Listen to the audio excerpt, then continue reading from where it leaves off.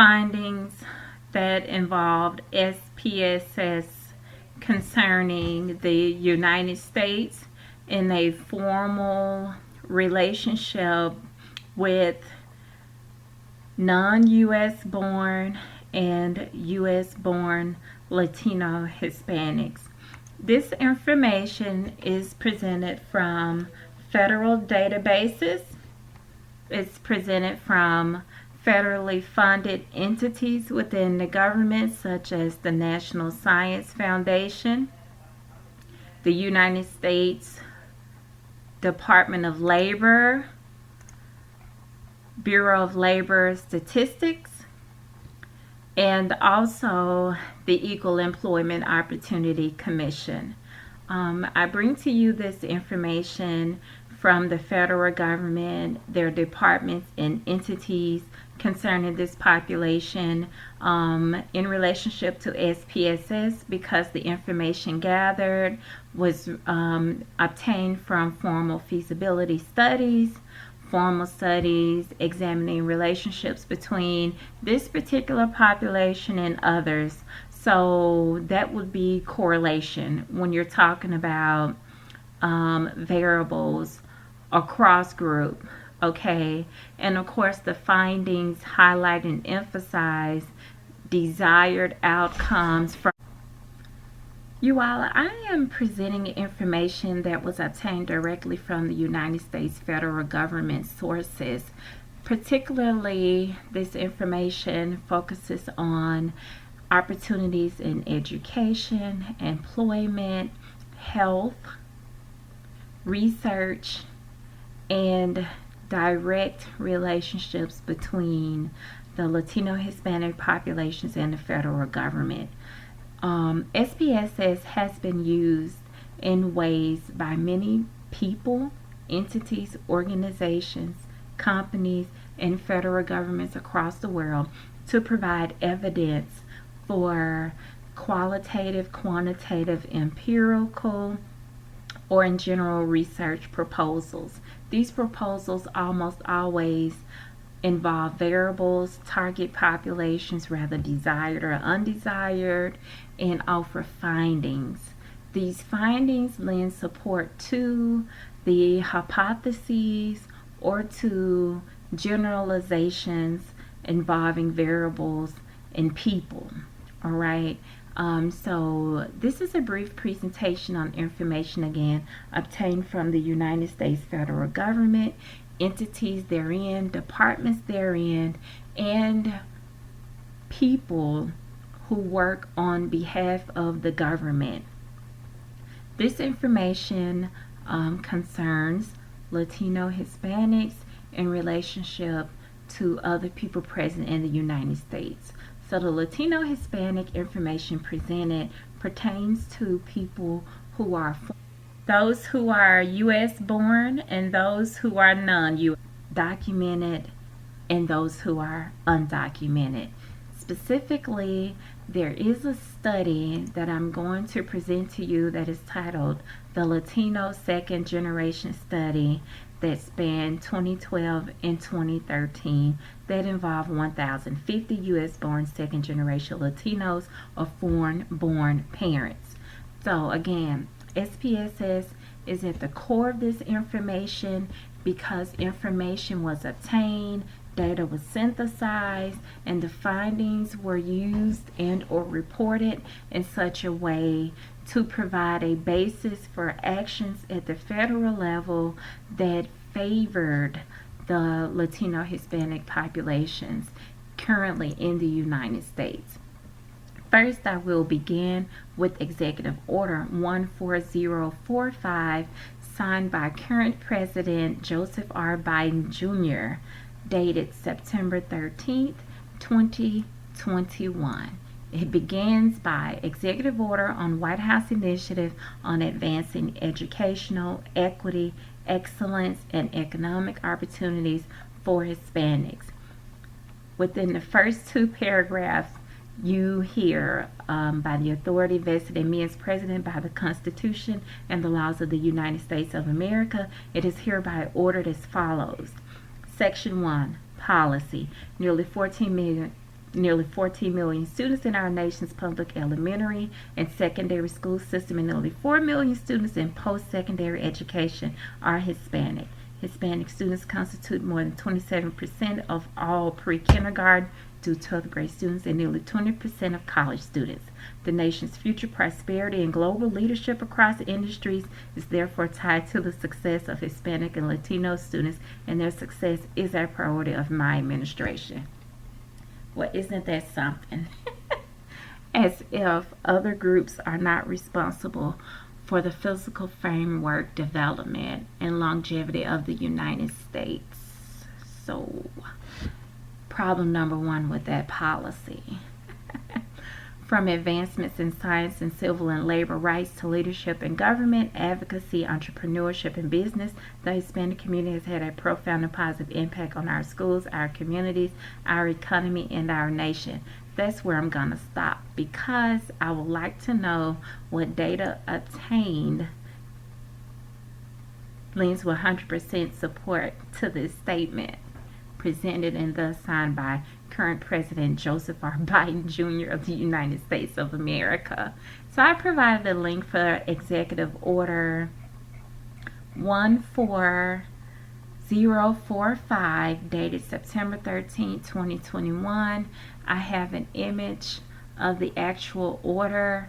It ends with general provisions. I'm going to conclude with some solutions to the rest of this information that I am going to present to you. So, by the Social Work Research Network, made available by BU, which is Boston University, this data set is available for the Latino Second Generation Study between 2012 and 2013. The goal of the project was to advance scholarly understanding of political socialization and of the long-term effects of the United States immigration system on citizen, civic, and political participation in the United States. Additional variables include behavior and attitudes, family and immigration history, and demographic background. Okay. So the data set is very important. Again, back to SPSS. This is the type of information that is used rather nominal, ordinal, interval, ratio data. This is the information that's used in the core feasibility studies to test, basically. This data is synthesized that lends support to findings. These findings are often presented in tables, figures, other formats to show relationships between variables, rather within group or across groups. And in this case, a lot of this information that I gathered, of course, is within the group, but I'm also going to show you disparaging information from across groups that show declining trends in the availability of resources in education, in research, in science, in healthcare, housing, etc. is all related.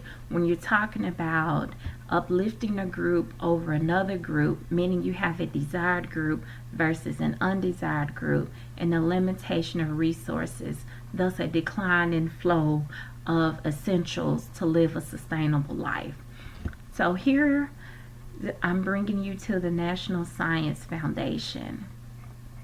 Not long ago, the National Science Foundation also took an adverse step to announce opportunities for Hispanic serving institutions that supported research and capacity building through collaborations and partnerships.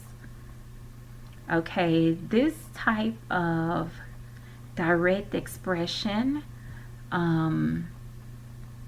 began with more than $39 million in public funds made available to improving undergraduate STEM education opportunities just for Hispanic serving institutions, also known as the HSI program. Through this new solicitation, the National Science Foundation introduced their HSI program network resource centers and hubs, or the HSI Net, which sought to establish 2 centers and up to 5 hubs to develop the infrastructure needed to generate and disseminate new knowledge, successful practices, and effective design principles arising from research on and work at HSIs.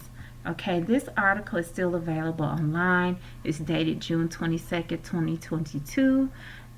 There's a photo, there's a link provided for you to read it on your own, which I hope you do. Fast forward. I have also made available a link from the United States Bureau of Labor and Statistics.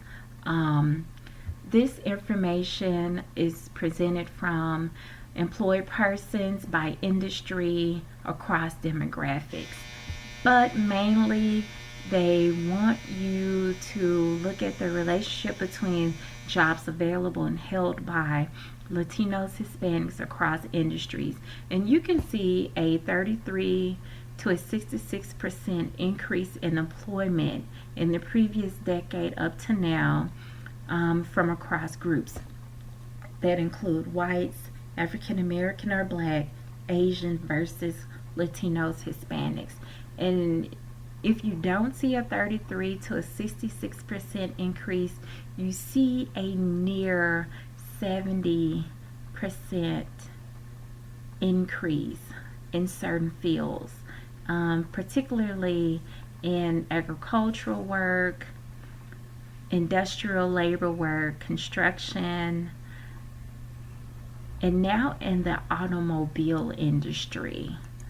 So, and then there is other demographic information for labor force statistics for people in certain positions as young as 16. So I find it not so conflicting that the United States Equal Employment Opportunity Commission would have direct ties to these disparaging statistics and information that are more than preferential for the Latino Hispanic population in the United States, again, rather foreign born, undocumented, or U.S. born and documented.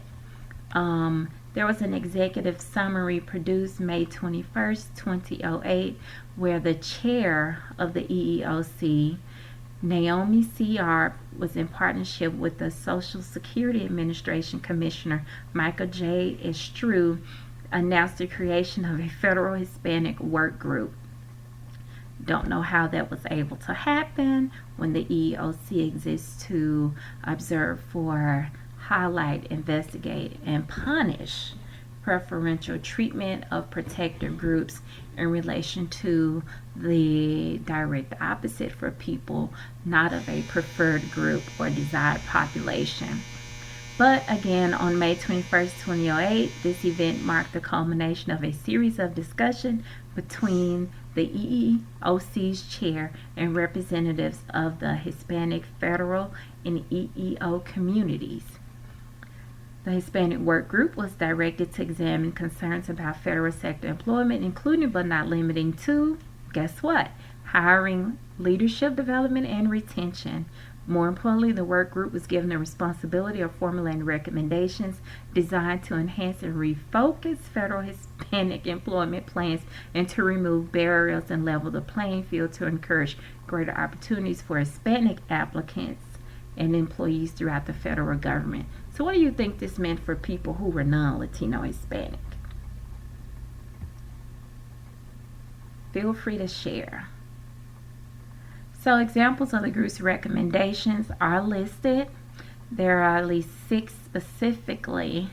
And if you go further down on the page where the link was made available, and of course I have pictures here for you all, they actually outline specified steps. So this is what you would consider an operational method here on how they want to achieve their goals for ensuring, making available, and promoting Hispanic employment at the federal level. They provide background information. They provide steps, measures that they will take for recruitment and hiring, or recruitment and selection, retention, leadership development, role of the Hispanic Employment Program Manager,